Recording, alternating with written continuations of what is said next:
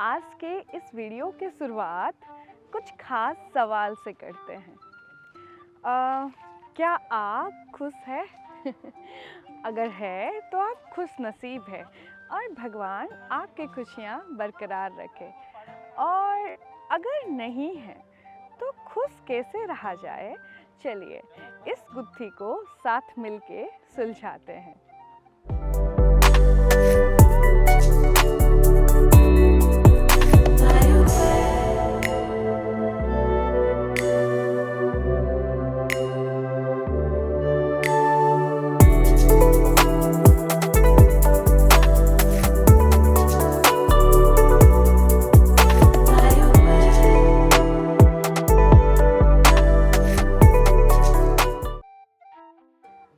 हर एक सिक्के के दो पहलू होते हैं।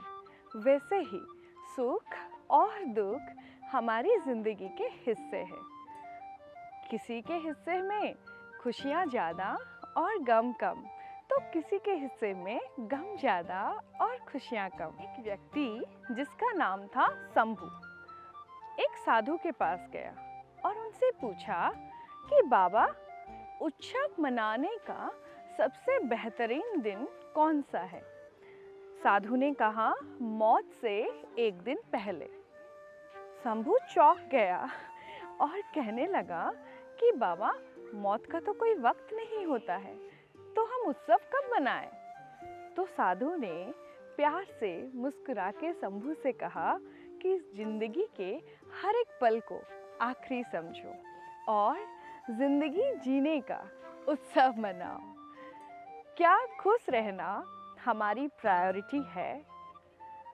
ऑफ कोर्स, भला खुश कौन नहीं रहना चाहता है? तो क्या हमारे खुश रहने का तरीका सही है?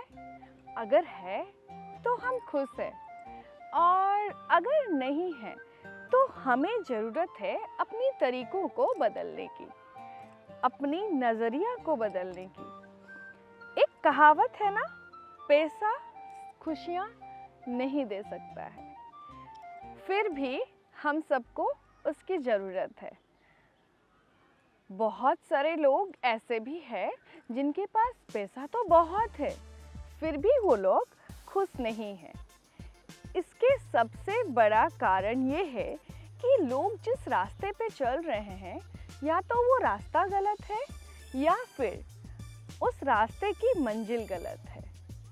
जो चीज़ हमें खुशियाँ देती है, ज़रूरी नहीं कि उन चीज़ों से सबको खुशियाँ मिले। ये हम सबको सोचना पड़ेगा कि किन चीज़ों से हमें खुशियाँ मिलती हैं। ये आपके लिए कोई और नहीं कर सकता है। चलिए अब बात करते हैं किन चीज़ों से हमें खुशियाँ मिल सकती है। पहला, हमें साहसी होना पड़ेगा और डर से दूरी बना के रखनी पड़ेगी। खुशी का सबसे बड़ा दुश्मन है डर। जहाँ डर, वहाँ खुशी नहीं हो सकती है। कल क्या होगा, ये होगा तो क्या होगा, वो होगा तो क्या होगा, ये सारा सवाल मन में डर पैदा करता है। ज़रूरत है लाइफ को थोड़ी बिंदास तरीके से जीने के लिए। अब दूसरा, नेक्स्ट, पेशेंस या धीरज। ज़रूरी नहीं कि हमें हमारी मेहनत का फल अभी मिल जाए, और या फिर जब हम चाहें तब मिले। ज़रूरत है थोड़ी पेशेंस से काम लेने की, खासकर उन मामलों में जिनके ऊपर हमारा कोई कंट्रोल नहीं होता है। अब चलते हैं नेक्स्ट। तीसरी उपाय है दयालु होना। To be kind and forgiven, forget. जब हम किसी बुरी चीज़ को पकड़ के रखते हैं या फिर दूसरों को पनिश करने की भावना अपने मन में रखते हैं, तो हम बदले की भावना में प्रेरित होते हैं, और ये भावना हमें कभी भी खुश नहीं रहने देता है, क्योंकि वो बुरी ख्याल हमारे दिल और दिमाग में घर कर लेते हैं। अगली है कृतज्ञता या थैंक यू कहने का भावना, जिसे इंग्लिश में ग्रैटिट्यूड भी कहते हैं। ये एहसास होना बहुत ज़रूरी है कि हमारे लाइफ को स्मूथली चलाने में ना जाने कितने ही लोगों के हाथ हैं।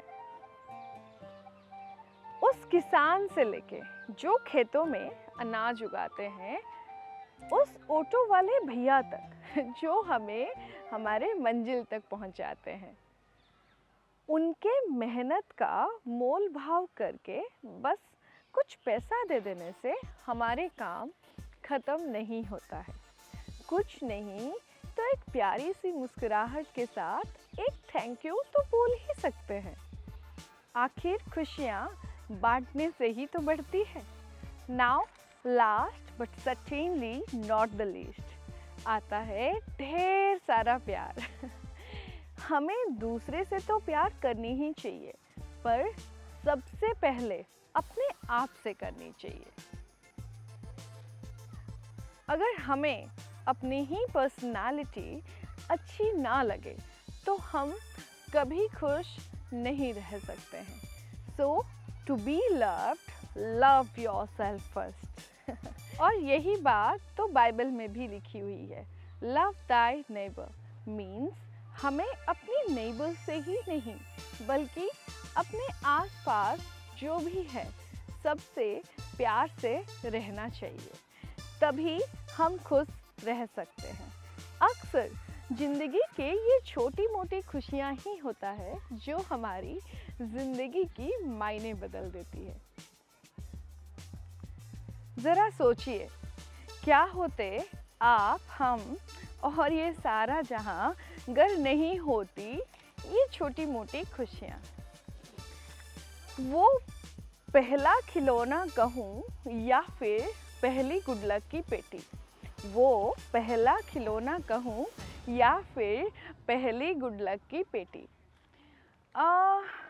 वो प्यारी सी टकरार के बाद जब होता था दोस्तों के साथ कट्टी बट्टी, माँ के हाथ की रोटी और वो नोक-झोंक छोटी मोटी वो छोटे बच्चे की किलकारी और पहली नौकरी की पहली सैलरी। शायद इतना प्यारा नहीं होता ये दुनिया अगर नहीं होती ये छोटी मोटी खुशियाँ, अगर नहीं होती ये छोटी मोटी खुशियाँ।